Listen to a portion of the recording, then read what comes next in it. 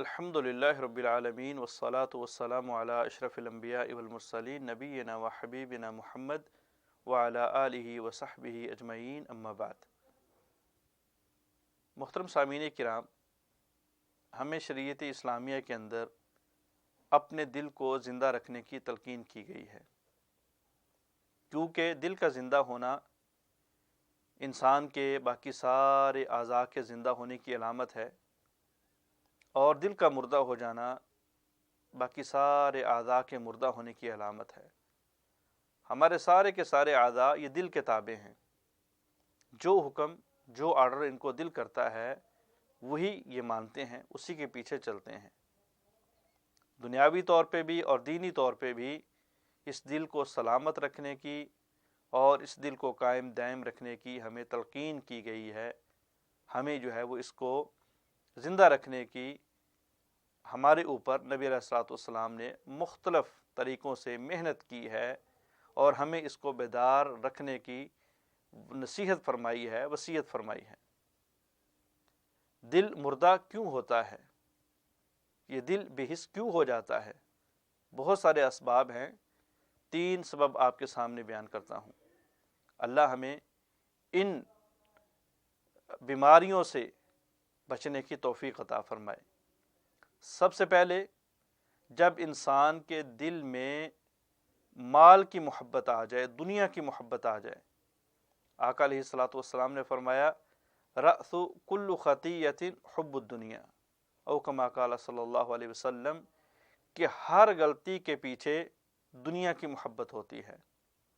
آدمی زنا کرتا ہے دنیا کی لذت لینے کے لیے، آدمی حرام مال کماتا ہے، کھاتا ہے دنیا کی لذت لینے کے لیے، آدمی شراب کباب شباب کا عادی ہوتا ہے، اس میں قدم رکھتا ہے دنیا کی محبت دنیا کی لذت لینے کے لیے۔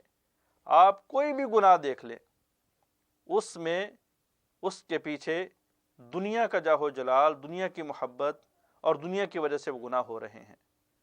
اور نبی علیہ الصلوۃ والسلام نے دوسری حدیث کے اندر فرمایا کہ اگر آپ بکریوں کے باڑے میں 2 بھوکے بھیڑیوں کو چھوڑ دو، 2 بھوکے شیروں کو چھوڑ دو، تو وہ اتنا نقصان نہیں کرتے جتنا مال اور دنیا کا حریص آدمی نقصان کرتا ہے۔ ہر وقت دنیا ہی دنیا، دنیا کے پیچھے دنیا کی باتیں، دنیا کے پیچھے لگ کے ساری عبادات کو، سارے معاملات کو چھوڑ دینا، دنیا کی خاطر سارے کے سارے اپنے اوپر فرض حقوقوں کو پس پش ڈال دینا، یہ انسان کے دل کو مردہ کر دیتا ہے۔ اس سے انسان کا دل بے حس ہو جاتا ہے۔ تو پہلی چیز حب الدنیا والمال، دنیا کی محبت، مال کی محبت، یہ انسان کے دل کو مردہ کر دیتی ہے۔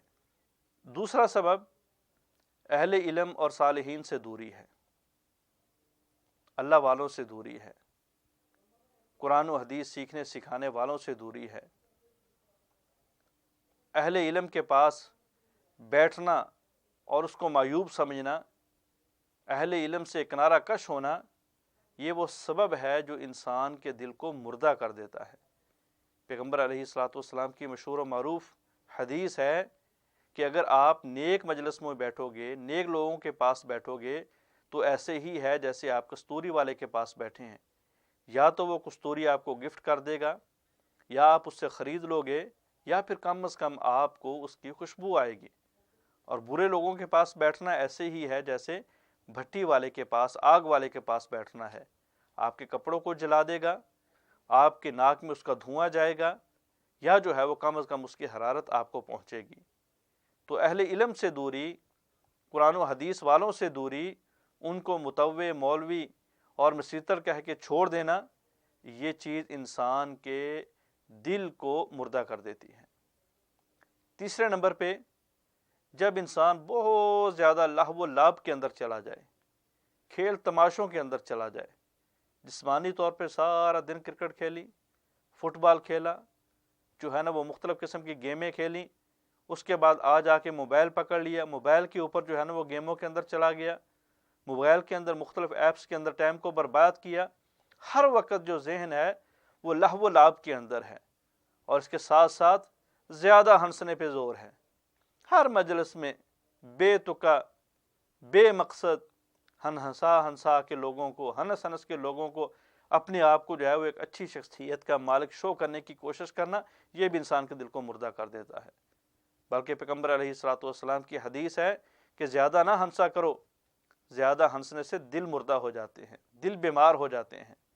آقا علیہ الصلوۃ والسلام سب سے زیادہ نرم دل سے، سب سے زیادہ اچھے اخلاق والے تھے، سب سے زیادہ خیر خواہ تھے، لیکن نبی علیہ الصلوۃ والسلام سے اکثر مواقع کے اوپر رونا تو ثابت ہے، ہنسنا ثابت نہیں۔ جہاں پہ آپ سے ہنسنا ثابت ہے، صرف اور صرف تبسم ثابت ہے۔ آپ مسکرایا کرتے تھے، اپنے چہرے کے اوپر تھوڑی سی سمائل لایا کرتے تھے، نہ کہ ہماری طرح جو ہے وہ باچھے کھلایا کرتے تھے۔ بہت کم مواقع ہیں جہاں پہ نبی علیہ الصلوۃ والسلام سے یہ ملتا ہے کہ آپ کے نواجز، آپ کی داڑھیں نظر آنا شروع ہو گئی، وگرنہ عمومی طور پہ نبی علیہ الصلوۃ والسلام تبسم فرمایا کرتے تھے، زیادہ نہیں ہنسا کرتے تھے۔ تو بہرحال یہ وہ اسباب ہیں، یہ وہ 3 خطرناک چیزیں ہیں جن کو کرنے سے، جن کو گلے لگانے سے، جن کو اوپر اپنے آپ کو ڈالنے سے انسان دلی اعتبار سے مردہ ہو جاتا ہے، اور دنیا بھی تباہ کر بیٹھتا ہے، آخرت بھی تباہ کر بیٹھتا ہے۔